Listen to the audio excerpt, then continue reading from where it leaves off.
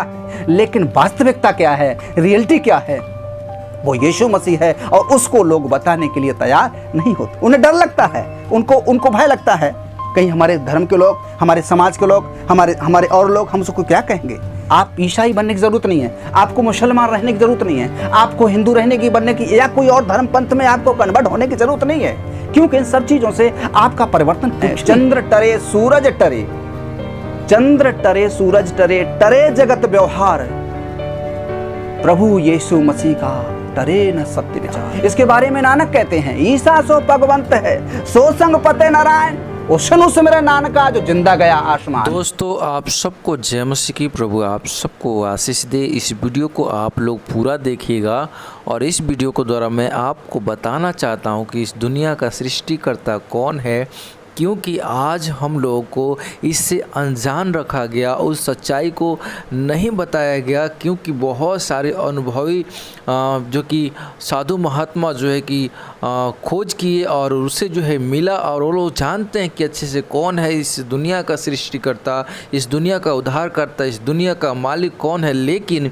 वो लोग जो है कि बताने से डरते थे, क्योंकि उन लोगों का कहीं ना कहीं उनके जीवन में एक दबाव था धर्म के नाम को लेकर, और बहुत सारी जो है कि उन लोगों के ऊपर दबाव पड़ा। इसीलिए जो है वो लोग जो है कि उस सच्चे परमेश्वर के बारे में नहीं बताते थे, और वो लोग जो है कि अपने जीवन में डरते थे। लेकिन आज एक प्रभु के दास जो प्रभु यीशु मसीह को मानते हैं, और उसके पहले बहुत सारे जो है कि देवी देवताओं को बहुत जो है कि पूजा पाठ करते थे, लेकिन जब वो परमेश्वर प्रभु यीशु मसीह की खोज की तो मालूम चला कि कौन है इस दुनिया का सृष्टिकर्ता। तो आइए इस वीडियो को हम लोग देखते हैं और उसके बाद से समझते हैं कि कौन है इस दुनिया का मालिक। चंद्र टरे सूरज टरे, चंद्र टरे सूरज टरे, टरे जगत व्यवहार, प्रभु यीशु मसीह का टरे न सत्य विचार।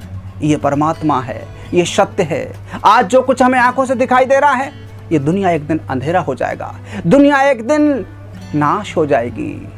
लेकिन यीशु मसीह संसार में इंसान बन करके, वो स्वर्गीय महिमा का ताज छोड़ करके, और इस हम मृत्यु लोक में हम सब मनुष्य वंश को बचाने के लिए आया।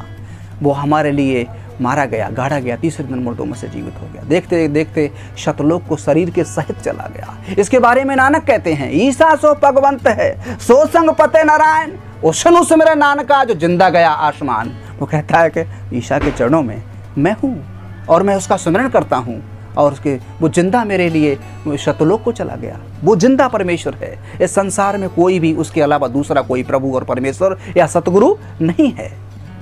आप एक बार उसको अपने जीवन में उतार के तो देखिए, आप उसका अनुभव करके तो देखिए।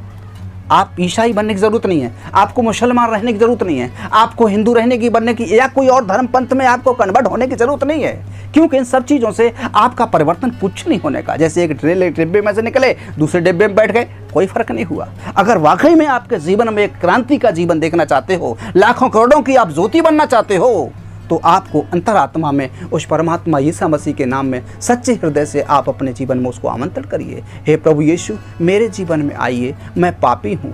तूने मेरे पापों की कीमत को शतलोक से स्वर्गीय महिमा का ताज छोड़ करके, इंसान बन करके आकर के तूने चुकाई है। तूने मेरे पापों के लिए क्रूस पर खून बहाया है। तेरे कोड़े खाने से मुझे चंगाई मिली है। प्रभु, हम जानते हैं कि तू इस मनुष्य वंश का उद्धार करता है। प्रभु, मेरे जीवन में आइए, और प्रभु मेरे जीवन से अपनी महिमा होने दीजिए। तमाम लोग हमारे भाई बहन हैं प्रभु, इस संसार में जो नाश हो रहे हैं, भक्ति का भेष तो धरे हैं, भक्ति का रूप तो धरे हैं प्रभु, बड़ा भजन भक्ति में लीन है, धन दौलत तन मन से लगे हैं, लेकिन प्रभु उन्हें इस अंधेरे से निकालने की हमें सामर्थ शक्ति दीजिए प्रभु, ताकि वो भी जगत की ज्योति बने, और हर एक दीवार से, बंधन से मुक्त होकर के परमात्मा तेरी महिमा के लिए सब कुछ करने लायक हो जाए। इच्छा आपकी पूरी हो पिता परमेश्वर के चरणों में, उद्धार करता यीशु मसीह के नाम से ये प्रार्थना। कोई कठिन नहीं, कोई ज़्यादा ऐसी अन्य भाषा नहीं, कोई ऐसी विदेशी भाषा नहीं। आप जैसे भी हालातों में हैं, आप जहाँ पर भी हैं, आप प्रार्थना तो करके देखिएगा। ये प्रभु सारे संसार का प्रभु है। और भी कुछ संतों ने इस बात को बोला है। कबीर कहते हैं, कबीर दर्शन साधु का बड़े भाग्य दर्शाए, शूली पर होवे सजा कांटे ईटर जाए।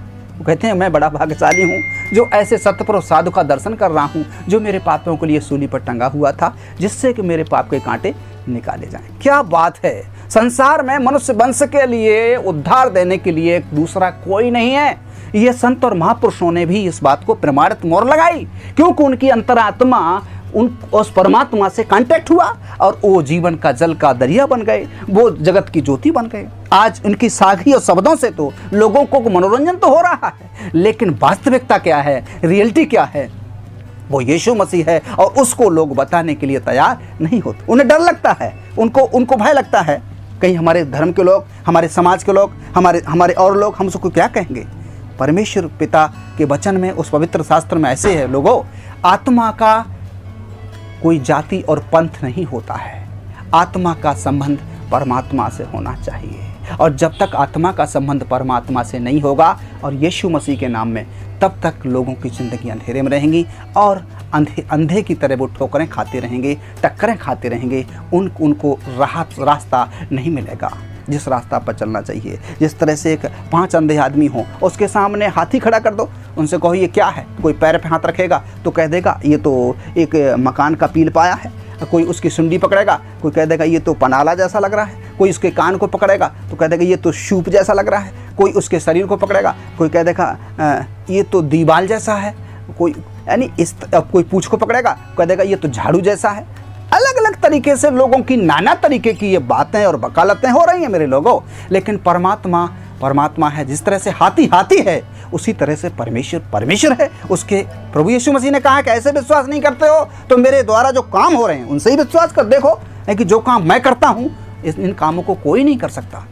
तो आज हम और सब के लिए ये बहुत ज़रूरत है, क्योंकि वो रात आने वाली है और हमारी सबकी जिम्मेदारी होगी। इसलिए आज हमें निर्णय लेना है और अपनी आत्मा से एक बार हम जरूर सोचें और विचार करें और इस उद्धारकर्ता, सृष्टिकर्ता जो अपनी महिमा के ताज को छोड़ करके इस मनुष्य वंश में आया, मनुष्य देह धारण करके, और हम सब के लिए उद्धार देने को आया। हमारा कोई भी परेशानी सही, कोई भी भूत व्याधा सही, कोई भी पाप सही, प्रभु यीशु ने अपने ऊपर हम ले लिया है और इस मनुष्य वंश को आज़ाद किया है। प्रभु यीशु मसीह के वचन में लिखा है, यूहन्ना रचित सुसमाचार उसका 3 अध्याय उसका 16 में, एक परमेश्वर ने जगत से ऐसा प्रेम रखा कि उसने अपना इकलौता पुत्र दे दिया, ईसा मसीह को दे दिया, ताकि जो कोई उस पर विश्वास करे नाश ना हो परंतु अनंत जीवन पाए। दोस्तों, ये वीडियो आप लोगों को कैसा लगा, आप लोग अपना राय कमेंट बॉक्स में ज़रूर लिखिएगा और इस चैनल को सब्सक्राइब कीजिएगा, लाइक कीजिएगा, कमेंट कीजिएगा और अपने दोस्तों में शेयर कीजिएगा। फिर मिलेंगे एक नए वीडियो के साथ, तब तक आप सबको जय मसीह की।